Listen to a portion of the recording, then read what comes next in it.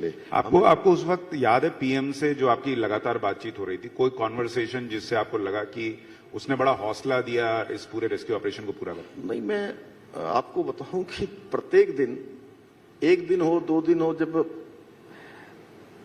60 metre का लगभग ऐसा रास्ता था जहां वो फंसे हुए थे और पाइपलाइन डाली जा रही थी जिससे उनको निकाला जाए, तो पहले दिन ये हुआ कि बहुत सामान्य हादसा है और जेसीबी चलेगी, पोकलैंड चलेगी, सारा मलबा हटा देगी और इन लोगों को हम बाहर निकाल लेंगे। दीपावली के दिन हुआ था, मुझे याद है, 12 नवंबर को। तो शाम को फिर वो मलबा हटाने लगे लोग, तो थोड़ा मलबा हटाते थे तो ऊपर से भयंकर रूप से चट्टान नीचे आती थी। फिर ये हुआ कि पाइपलाइन डाली जाएगी। पाइपलाइन 5-6 फुट गई, 5-6 मीटर। उसके बाद बड़ा रॉक आ गया, हार्ड आ गया, फिर रुक गया। तीसरा दिन, चौथा दिन, 5वां दिन, 7वें 8वें दिन ऐसा लग रहा था कि अब जो है हम ये पाइपलाइन तेजी से अंदर डाल देंगे।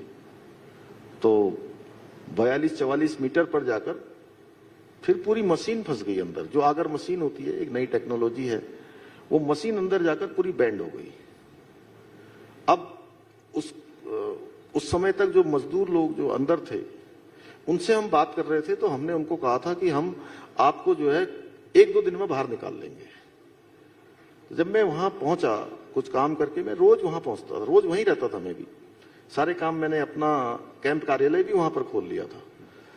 तो जब हम वहां पहुंचा मैंने देखा कि सारे लोग बड़े निराश बैठे हुए हैं कि अब क्या होगा, कोई रास्ता नहीं है कि हॉरिजेंटल और वर्टिकल कहां से हम ड्रिल करें कि जहां से इनको हम निकाल पाएं और रास्ते भी निकालें, क्योंकि एक रास्ता बंद हो गया है।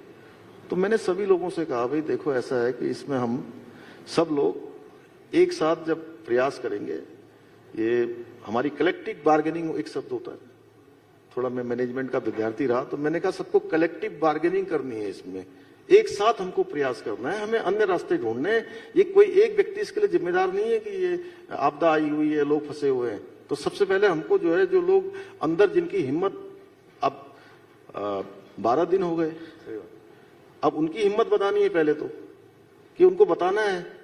मैंने कहा मैं पहले उनसे बात करने जा रहा हूं। मैं उनसे बात करने के लिए गया, वहां से मैंने कहा वो लाइन जोड़िए, क्योंकि उनको बताना जरूरी था कि भाई आप अभी टाइम, मैंने जब उनको बोला कि आप तो जानते हो कि भाई ये 56 मीटर पर, 57 मीटर पर ये हमको ब्रेक थ्रू मिलना है, हम अभी 47 पर पहुंच गए हैं, 10 बचा है, लेकिन ये मशीन यहां पर हमारी टूट गई है। अब इस मशीन को काट काट के बाहर निकालना पड़ेगा। वो कठिन काम था, पाइप के अंदर जाकर मशीन को काटना, और गर्मी हो जाती थी अंदर, हाथ से काट के फिर उसको बाहर निकालना, और 1 मीटर काटने में लगभग 3 घंटे का समय लगता था। तो उनको मैंने कहा कि भाई हम 10 मीटर दूर हैं आपसे, और अब ऐसी ऐसी स्थिति पैदा हो गई है, मुझे लगता है कि 2-4 दिन 5 दिन और लग सकता है।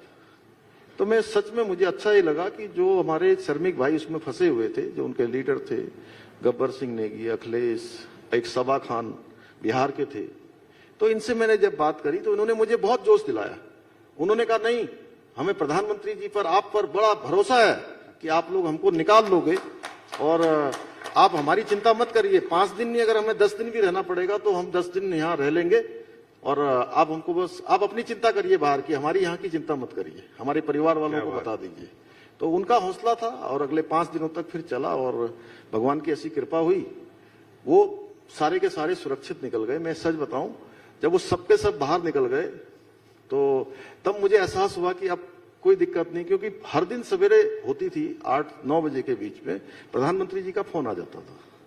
8 से 9 के बीच में पर डे में खाली रहता था कि आप पीएम साहब का फोन आएगा। तो उनका फोन आने से फिर दिन भर काम करते थे। लेकिन कई बार ऐसी स्थिति होती थी कि आसमान को देखते थे कि भाई अब करें तो करें क्या, कौन सी टेक्नोलॉजी लाएं, कौन सा काम करें, क्या कहें, किसको कहें। कहीं कोई जगह नहीं बचती थी, सब कुछ था, पूरा देश उनके लिए दुआएं कर रहा था। जब वो निकल गए बाहर तो मैंने आसमान को देखा तो मुझे लगा कि मेरे आंसू निकल जाएंगे। तो मैंने फिर अपने को संभाला, तो बाहर आया, तो फिर रात को लगभग 10 साढ़े 10 बजे का टाइम होगा, तो फिर प्रधानमंत्री जी का फोन आया। उन्होंने सभी को शुभकामनाएं दी और सबको बताया कि मेरी तरफ से सबको बता भी देना। उन्होंने फिर होटल में जो लोग हमारे जो श्रमिक निकले थे उन सभी से भी बात करी रात को ही।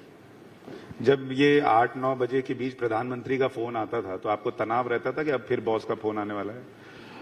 नहीं, उस समय तो उनका फोन आना माने कि एक तरह से हौसला बढ़ता था कि हमसे ऊपर वो है। नहीं तो वहां तो ऐसा लगता था कि कोई है ही नहीं, अब किसको कहूंगा मैं वहां। मैं खुद एक राज्य का मैं प्रमुख वो हूं और उसमें मैं किसको कहूं, क्या करूं, कोई रास्ता ही नहीं सूझता था।